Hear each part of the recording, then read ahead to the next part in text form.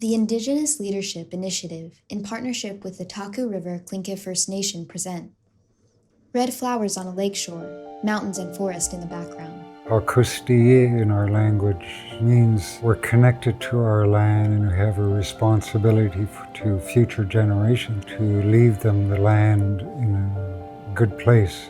That legacy has been passed on through generations from the elders. The promise to protect the land and look after the land.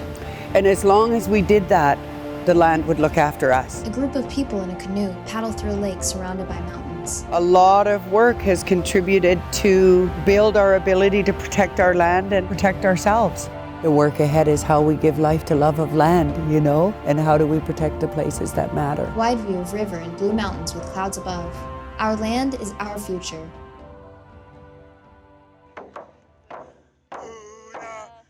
Tlingit people play traditional drums and sing.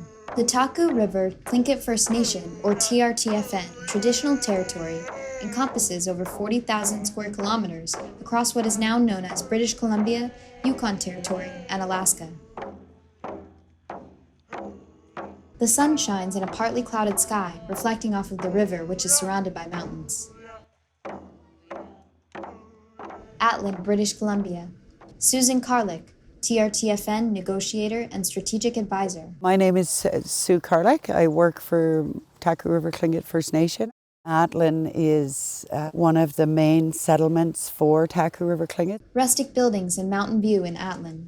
I was born and raised in Atlin, and so I love this community with all my heart. When visitors first came, they came following gold nuggets and looking for gold nuggets.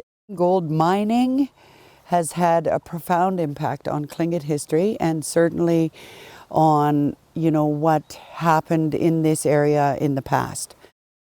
News headline: Ore zone mile wide at Tulsiqua carries gold values. Confluence of Taku and Tulsiqua rivers. Early 50s, they went in and got all of the most rich ore out of the ground, and when it stopped being economical to mine and ship that ore, they closed that mine. A result of the mining activity and a lot of what goes on naturally in that valley, there is a lot of acid mine drainage leaching into our river. Acid mine drainage includes barium, cadmium, lead, zinc, arsenic, and other potential contaminants.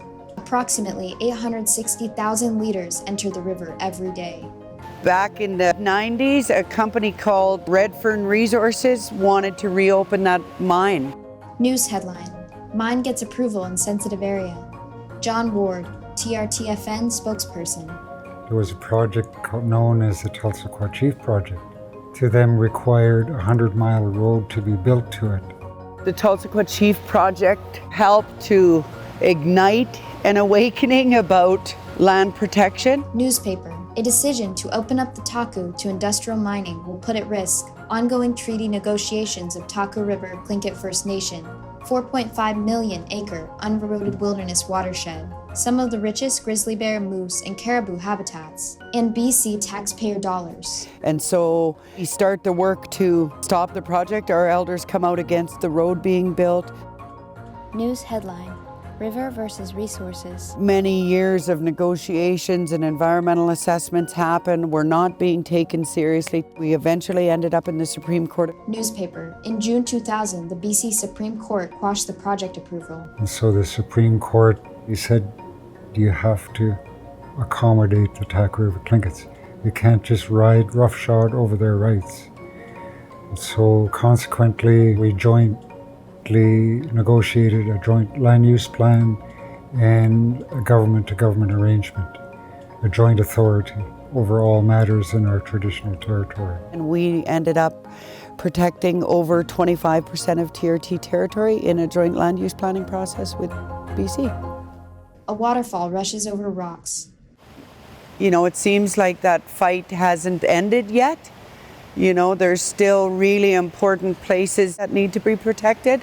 A map of the protected areas and proposed protected areas. In those colored zones is what we've been able to achieve so far. The area that's hatched needs to be protected and looked after in a special way. That's 53% of our territory. The hatched zone is really TRT's Tlatsini visions. We've just gone through another round of community engagement and gotten more input for potentially protecting more of the territory, and people are pretty jazzed up. And I want to roll up my sleeves and, I know there's way more work to do.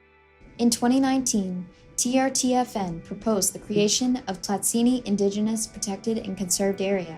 While the Canadian government has made an initial investment, ongoing funding will be needed to protect the land over the long term. Protecting land really means having boots on the ground out here in the landscape. Putting lines on a map is just the beginning of the work. In the 2000s, TRTFN established a land guardian program that provided jobs to manage lands, monitor wildlife, and keep track of impacts from industry. Charmaine Thom, TRTFN Lands Manager. The land guardians give us an update as to what's happening on the land, what needs to happen on the land.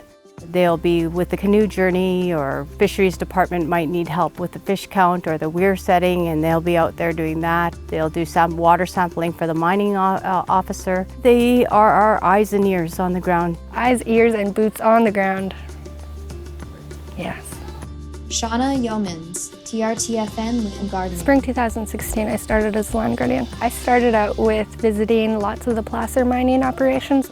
Also doing land patrols, and anyone we'd come across, we would do a land user survey. So whether it was hunting, berry picking, or ATVing, we would collect that information. Keeping an eye on everyone and seeing what they're doing within the territory. Spruce Creek near Placer Mine.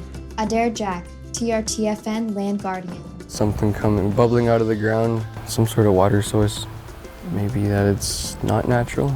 Jackie Caldwell, TRTFN Land Guardian. It wasn't a large flow, but it is right next to two creeks.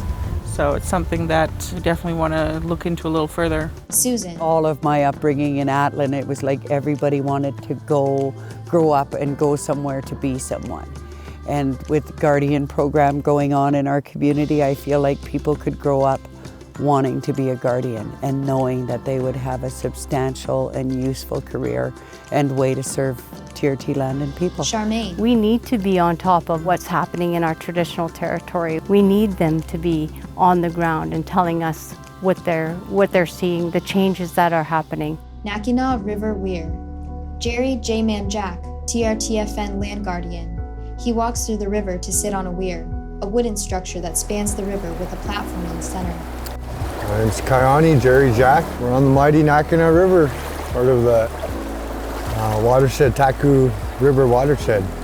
This is my daily desk, my work table. We commonly work here in the morning, checking fish, scale samples, section them, measurements. 330. We've also started this new camera work, clear pictures of fish.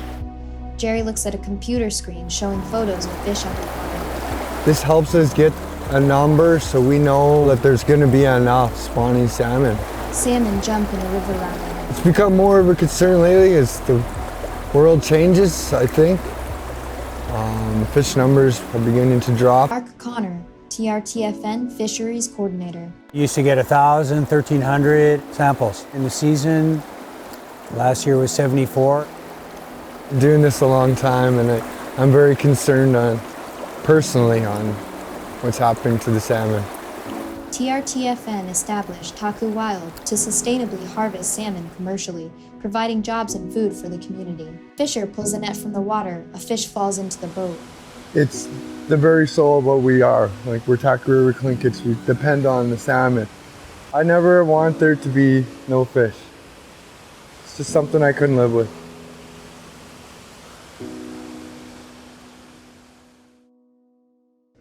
Susan prepares salmon on a cutting board.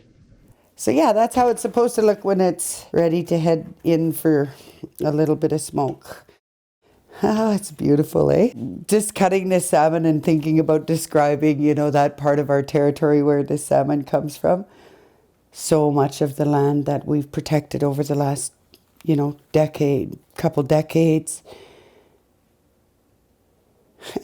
It's necessary for this salmon to be available. Now my son's down there fishing, All of that happens because of cooperation. And that's what land protection really requires. It requires us to open our hearts and minds and tell the truth and look after places that matter, and then we get to eat this. She holds up the filleted salmon. Loving that. Okay, there's one more though. Wow. Charmaine Thom. We've taken care of the land properly for thousands of years. It's only taken a short couple hundred to bring it to a very worrisome state. You have to work with the First Nation people in order to replenish our planet. It's 40,000 square kilometers that we have to cover, and there's just not enough people to do the work. Constantly, it's a catch-up game to stay on top of the funding for Guardians. This is a good initiative to be investing in a program that'll work. The link for me between protecting land and having Guardians is really, you know, those two pieces working together is what's going to reassure our people that land protection is actually working. Funding the creation of IPCAs and the Guardians programs to manage lands will ensure consistent protection of lands. Tlatsini, Indigenous protected and conserved areas, is another opportunity for incredibly important, beautiful, valuable land to be looked after. With our Guardians out there keeping care of those kinds of places, the benefits for Canada, I think, really speaks for itself. A bear catches a fish from the river.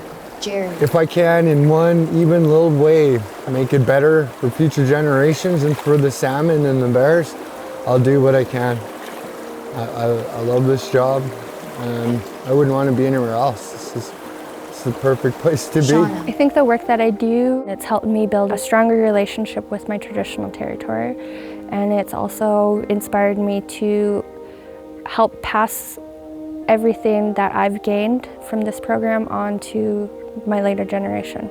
Shauna watches and claps for drum players. I'm a grandma now. I would love for my granddaughter to grow up driven to become a Taku land guardian. Next generation of Guardians right here. Susan holds her granddaughter and smiles. Oh, our land loves us and we love our land. Wide view of blue mountains and green forests on a bright sunny day. Support Indigenous protected and conserved areas and land guardian programs at ilinationhood.ca. In order of appearance, John Ward, Susan Carlick, Charmaine Thom, Shauna Yeomans, Adair Jack, Jackie Caldwell, Jerry Jack, Mark Connor. Special thanks, Stephen Badwar, Anna Schmidt, Ellen Raphael, Kimberly Heinmeier, Gatica Jack, Shauna Smith, Will Tyson, Kevin Smith, and to Taku Wild for providing the salmon. Tlingit translation by Lance Twitchell. Music by Bedtracks. Archival materials courtesy of Prince George Digitization Project, University of British Columbia Archives. Produced by Block Creative. Additional video by Ellen Raphael. Produced for the Indigenous Leadership Initiative in partnership with the Taku River Tlingit First Nation. ilinationhood.ca